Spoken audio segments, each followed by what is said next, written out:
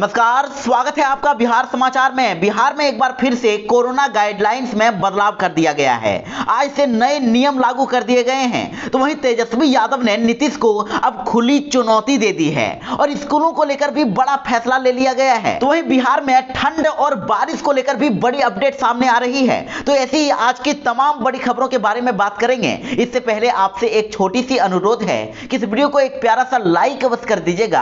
आपका एक लाइक करना ही हमारी मेहनत का फल होता है। तो चलिए शुरुआत करते हैं आज की पहली और बड़ी खबर से।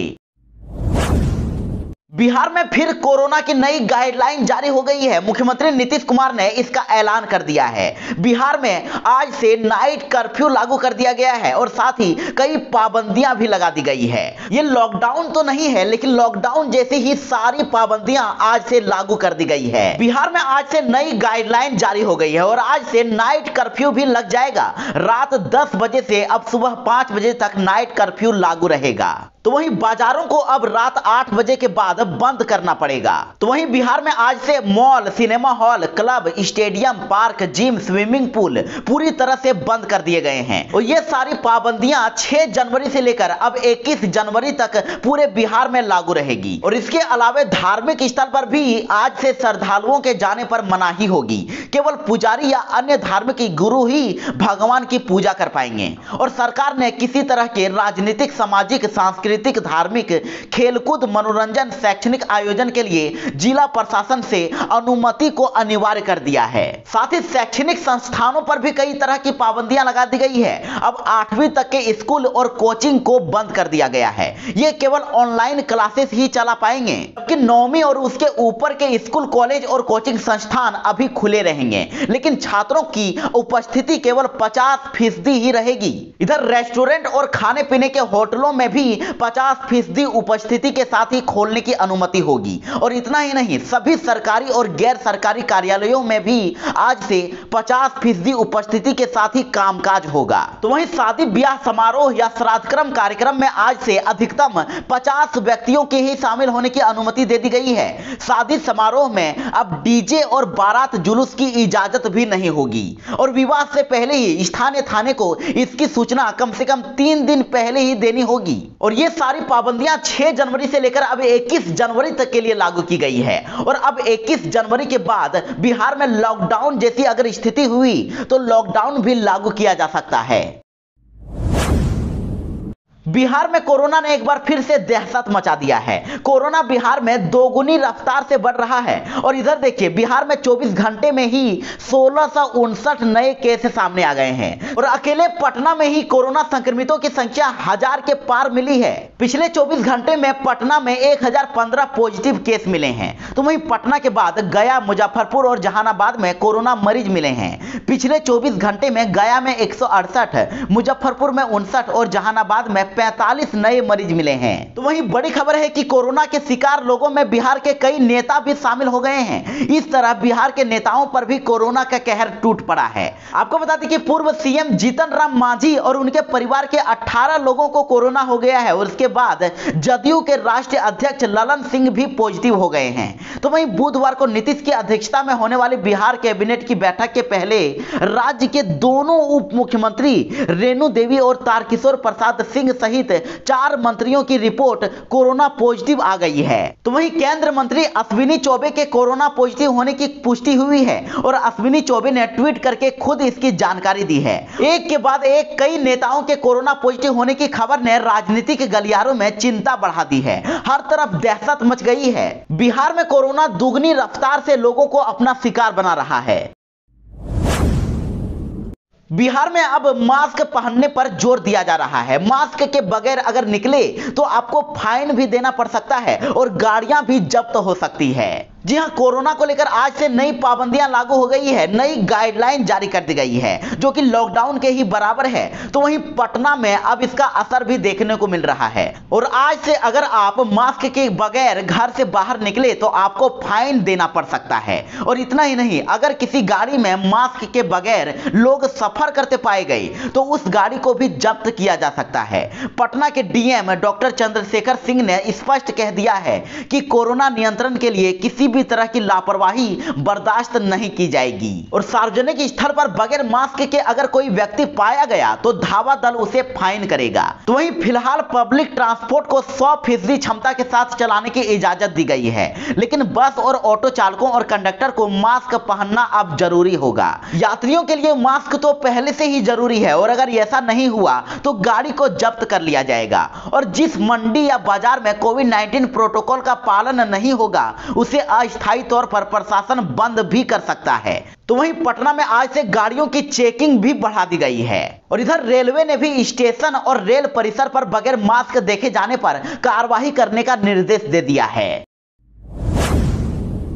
शिक्षकों के लिए बड़ी खबर है, अब कोरोना पाबंदियों के बावजूद भी शिक्षक नियोजन पर इसका असर नहीं पड़ेगा। जी हां, बिहार सरकार ने कोरोना गाइडलाइंस को लेकर नए नियम लागू कर दिए गए हैं, लेकिन इन नए नियमों से अब छठे चरण के प्राथमिक और माध्यमिक शिक्षक नियोजन की चल रही प्रक्रिया पूरी तरह से अप्रभावित रहेगी और पहले तय किए गए शेड्यूल के अनुसार ही इसकी काउंसलिंग भी होगी। और इसी तरह अब 10 जनवरी से 25 फरवरी तक चलने वाली छठे चरण की नियोजन प्रक्रिया के तहत 70,000 चयनित अभ्यर्थियों को नियुक्ति पत्र बांटने में कोई दिक्कत नहीं होगी। इसकी जानकारी शिक्षा मंत्री विजय कुमार चौधरी ने दी है और शिक्षा मंत्री ने यह साफ कह दिया है कि राज्य सरकार निर्धारित शेड्यूल पर ही काउंसलिंग और नियुक्ति पत्र बांटने के लिए प्रतिबद्ध है। यानी कि शिक्षा मंत्री के अनुसार कोविड प्रोटोकॉल का पालन कराते हुए निर्धारित शेड्यूल के दौरान ही काउंसलिंग कराई जाएगी।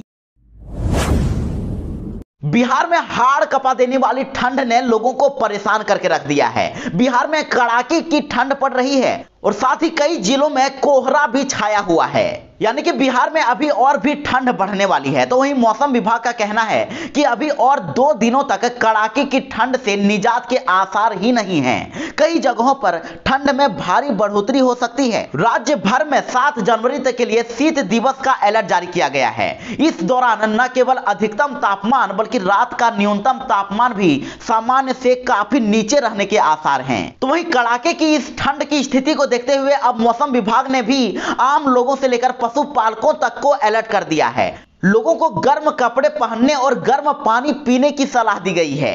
तो वहीं दूसरी ओर मौसम विभाग ने अधिकतम तापमान सामान्य से काफी नीचे रहने की वजह से पटना, भागलपुर, पूर्णिया, सुपौल और दरभंगा में शीत दिवस का अलर्ट जारी कर दिया है।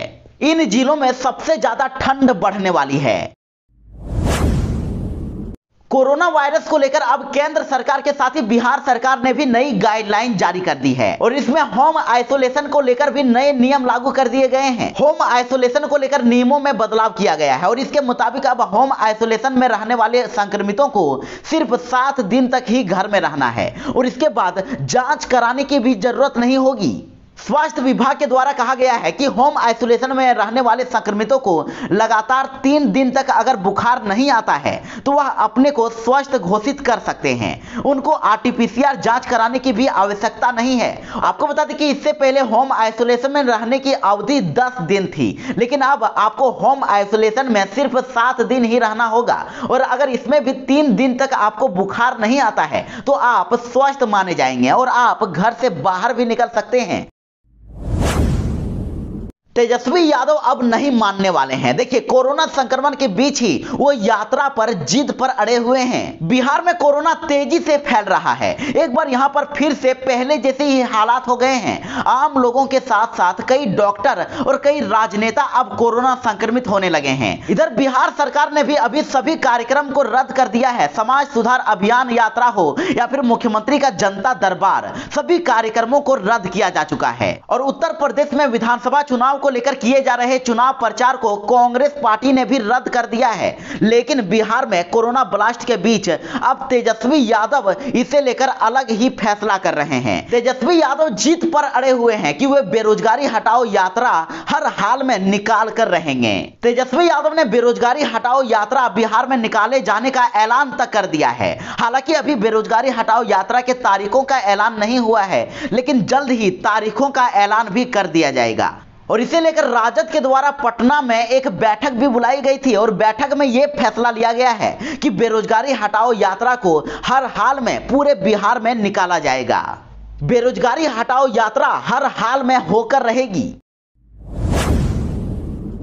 नीतीश कैबिनेट की बैठक में एक बड़ा फैसला ले लिया गया है। अब कोरोना मृतकों के परिजनों को 4.5 लाख रुपए देगी बिहार सरकार। बिहार के मुख्यमंत्री नीतीश कुमार के नेतृत्व में बुधवार को कैबिनेट की बैठक हुई है और इस बैठक में 6 एजेंडों पर मुहर लगी है। इसमें सरकार ने सबसे बड़ा फैसला कोरोना वायरस से जान गंवाने वाले लोगों के आश्रितों के हक में किया है।